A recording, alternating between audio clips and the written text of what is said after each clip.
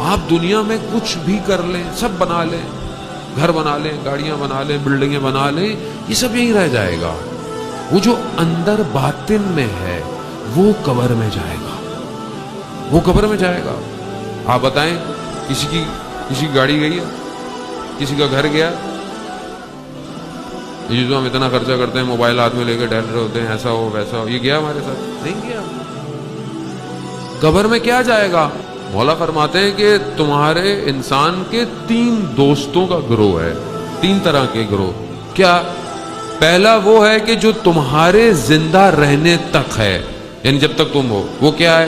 وہ تمہارے دوست ہیں، تمہاری شہرت ہے، تمہارا سٹیٹس ہے، تمہارا مرتبہ ہے، تمہاری دولت ہے. یہ جب تک تم زندہ ہو یہ تمہارے ساتھ ہیں.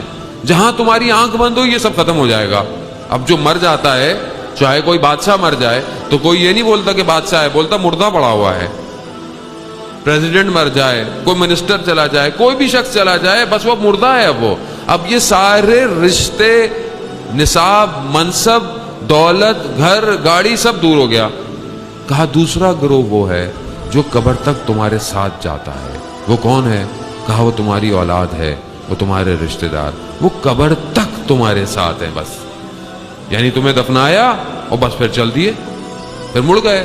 اب سوئم کرانا ہے، یہ کرانا ہے، وہ کرانا ہے، نیاز دینی ہے، وراثت تقسیم کرنی ہے.